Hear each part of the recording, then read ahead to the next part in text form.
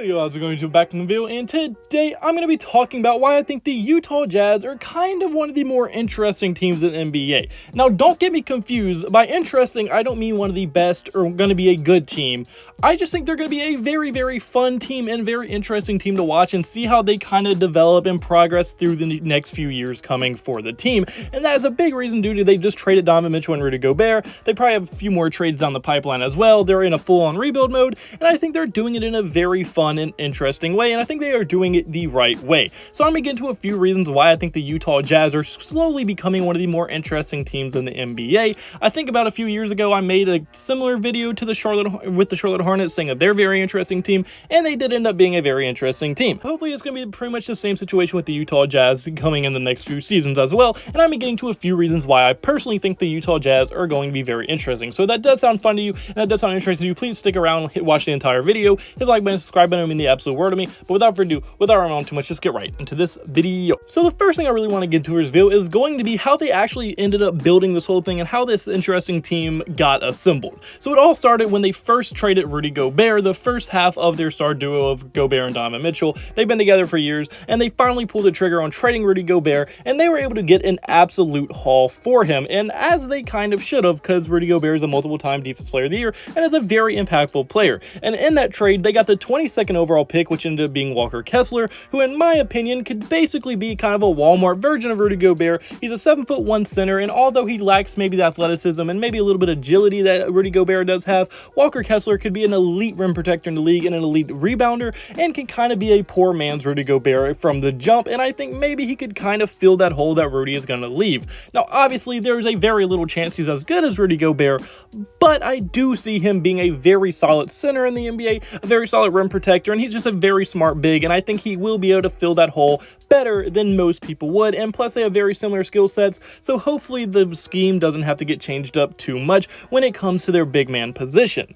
And then also in the same trade, they were also able to get Jarrett Vanderbilt and Malik Beasley, and both of those are pretty much polar opposite players, as Jarrett Vanderbilt is a great perimeter defender, but is a very lackluster offensive player. He can't shoot the three at all. He needs to work on his jump shot a ton, but he is also a very good defender. And then Malik Beasley is not a great defender, but can get you 20 points off your bench anytime he's on the court. He could be an explosive scorer. Now, although he is kind of inconsistent, when he is on, he is one of the better scorers in any game that he is in. So both players do bring unique skill sets, and I think for sure they could develop. Malik Beasley could get a little bit more consistent offensively, and Jarrett Vanderbilt could get a little bit better on offense. I think Vanderbilt's probably the more interesting of the two, just because he already has the defense and he has all the tools to be good on offense. I think he just needs to work on his game just a little bit more to get to where it needs to be. But those are still three very, very solid players that they were able to get. I think they got pretty much a lot of unique skill sets, and they're going to be able to build on those skill sets as time goes on, because they're going to get a lot more playing time than they would have if they stayed with their first teams,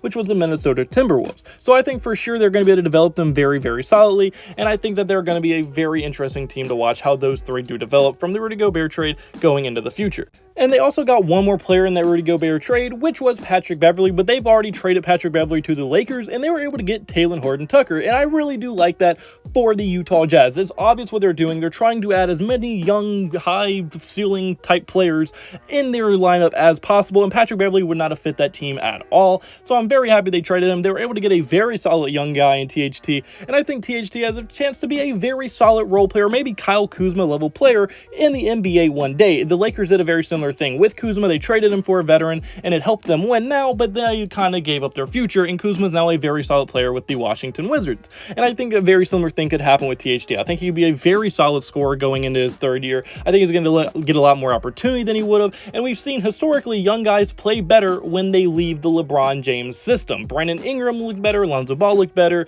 Kyle Kuzma looked better, and now maybe THT is going to be the next in line for that as well. So I think for sure that is a very good pickup. I think it was a huge thing to get Patrick Beverley off the roster, because he would have been just wasting a year of his career at that point, and there was literally no point of having him on there. And now that they were able to get another young guy, that just helps their rebuild and helps that striving to get as many young assets as possible on their team as possible, and I think for sure they're going to be able to develop him in a very, very good way.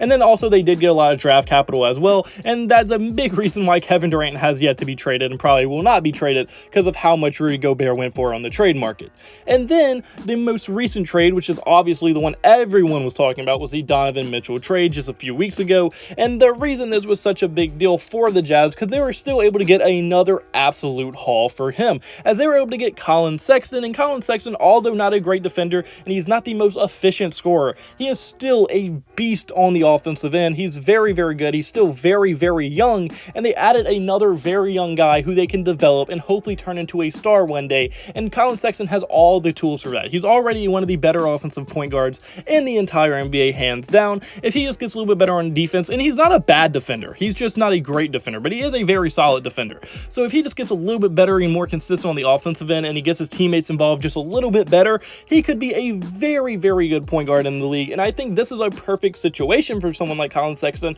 because Colin Sexton is the best when he is by himself, at least right now in his career. And Colin Sexton is going to be pretty much the main guy they completely rely on for their offensive needs, and I think for sure Sexton is going to thrive in that type of situation.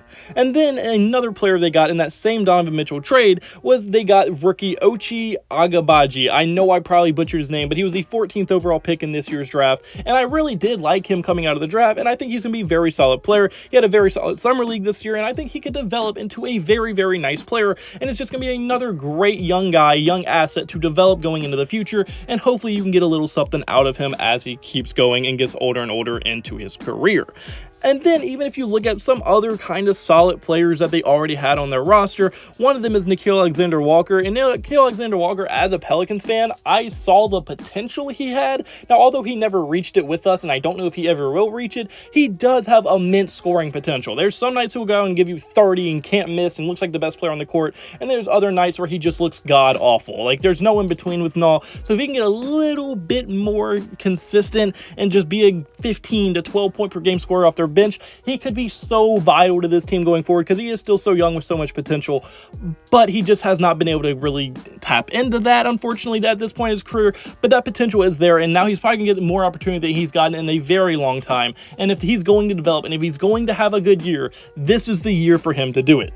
And then the last guy on their roster that they do have that's kind of interesting is Jarrett Butler. Jarrett Butler, not a lot of people probably know who he was. I liked him coming out of the draft. He went in the second round of the 2 years ago draft, and he is very solid. He played for Baylor on that their national championship team. He was just very solid. He had a very good summer league this year. I'm sure he will get a lot more opportunity, and it's going to be very fun to watch him, because I do like watching the young prospects that I like, at least late in the draft, finally get an opportunity, and hopefully he does take advantage of that. So they already had a few guys on their roster that I think are going to be very fun to watch as young guys, and then they just got so many new young assets and young talent. I think this team is going to be a very fun team to watch if you're a Jazz fan. Now, although you're probably not going to win very much, it is going to be a very fun team to watch.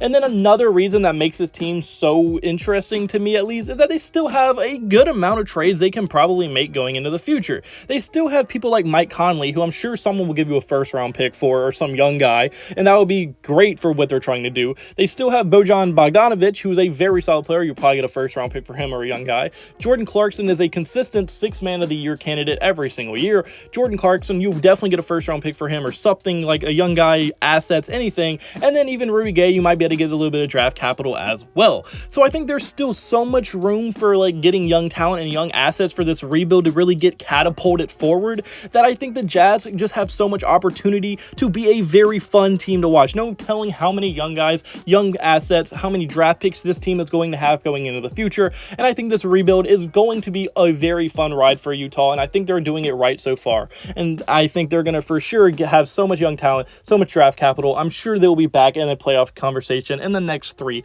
to 4 years.